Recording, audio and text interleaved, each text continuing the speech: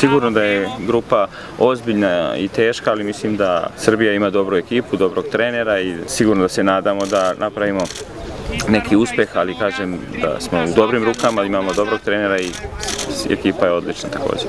Očekivanja proističu iz njihovih pređašnjih rezultata i to je potpuno negde normalno. Ova ekipa zna da pobeđuje, ima kulturu pobeđivanja i taj zajednički timski duh koji je preduslov za veliki rezultat. Prema tome da se mi ne bismo preterano opterećivali konačnim rezultatom, neka samo za početak bude dobar start prvenstva s jednom dobrom energijom, dobrom igrom i dobrim rezultatom, a zaposlit će se momci snaći.